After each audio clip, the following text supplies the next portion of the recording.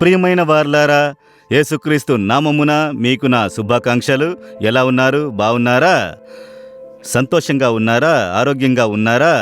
ఆరోగ్యంగా ఉండుటకు మనము ఆహారములో జాగ్రత్త కలిగి ఉండాలి, వ్యాయామము చెయ్యాలి, నడవాలి. ఉదయకాలమందు 1 గంట నడిస్తే మంచి ఆరోగ్యముతో ఉంటామని వైద్యులు మనకు ఆలోచనను ఇచ్చిచున్నారు కదా.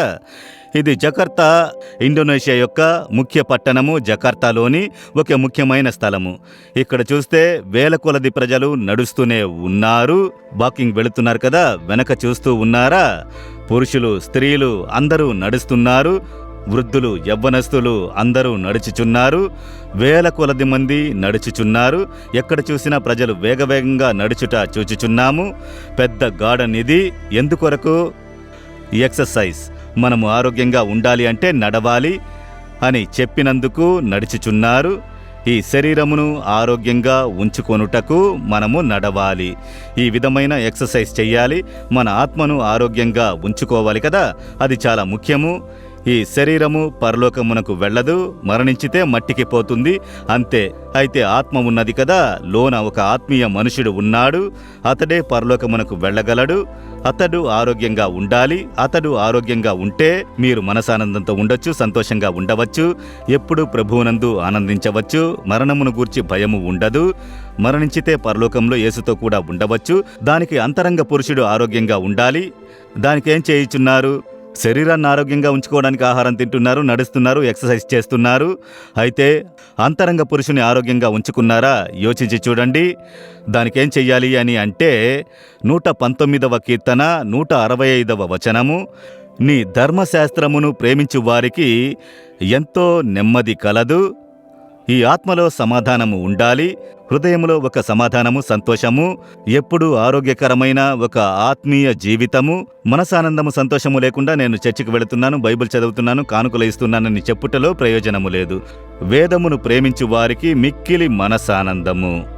అంతరంగ పురుషుడు ఆరోగ్యంగా ఉండాలంటే వేద వాక్యము అన్న ఆహారము, ఇదే ఆత్మీయ ఆహారము. ఈ జీవన వాక్యము వచ్చి ఆత్మీయ ఆహారము. దీన్ని చదివి మనము లోనికి పంపాలి, ధ్యానించాలి. 1 కీర్తనలో ఉంది కదా, యెహోవా ధర్మశాస్త్రమునందు ఆనందించుచు దివారాత్రులు దాన్ని ధ్యానించు మనుషుడు ధన్యుడు. చూసారా? వాకింగ్ ఎప్పుడు వెళతారు? మిట్ట మధ్యాహ్నము ఎండలోన.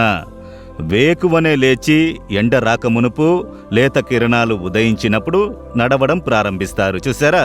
కనుక వేకువనే లేచి వేదవాక్యమును ధ్యానించాలి.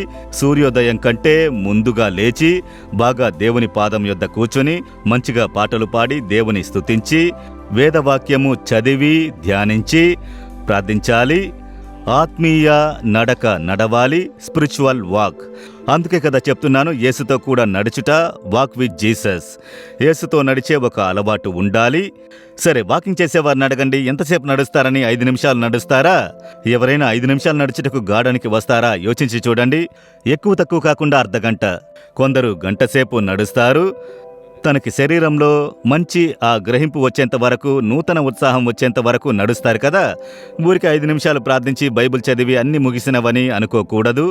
నిదానంగా కనిపెట్టుకుని ఉండి వాక్యమును బాగా ధ్యానించి మోకాళ్ల మీద ఉండి ప్రార్థించి ఈ వాక్యమును మీరు అలాగే లోనికి తీసుకుని దేవుని ప్రసన్నతలో, ఉత్సాహంలో ఆనందించి ప్రార్థించి ఆ రోజులోనికి ప్రవేశించండి. ఎంత సంతోషంగా ఉంటుందో తెలుసా? మనస్సు ఆనందంతో ఉంటుంది. ఎన్ని సమస్యలు, పోరాటాలు, ఇబ్బందులు సాతానుడు తీసుకొచ్చినా వాటన్నిటినీ ఊది పారేస్తూ వెళుతూ ఉండండి. ఒక నూతన బలము ఉండును. కనుక ప్రతిదినము ఉదయమున ఆత్మీయ ఎక్సర్సైజ్ చెయ్యాలి. అది వేదమును చదువుట, ప్రార్థించుట, దేవుని ధ్యానించుట, దేవుని స్తుతించుట, దేశము కొరకు ప్రార్థించుట, ఇతరుల కొరకు ప్రార్థించుట, ఆ దినము మీరు చేయబోవు కార్యముల కొరకు ప్రార్థించుట. ఇవన్నీ చేసి మీరు క్రమంగా నడుచుకొనుడి. ఎప్పుడూ మీ ఆత్మ ఆరోగ్యంగా ఉంటుంది. అంతరంగ పురుషుడు ఆరోగ్యంగా ఉంటాడు. మీరు సంతోషంగా ఉండవచ్చు. ఒకరోజు పరుగుని ముగించినప్పుడు పరలోకంలో దేవునితో కూడా ఉండగలరు. సరేనా? ఈ దినము సమర్పించుకుంటారా? దేవా, మీ వాక్యమును నేను ధ్యానించి ప్రతిరోజు వేకువనే లేచి మిమ్ములను ధ్యానించి నా ఆత్మీయ మనిషిని బలపరచుటకు నాకు కృపను అనుగ్రహించుము. యేసు నామములో ప్రార్థిస్తున్నాను. Amen, amen.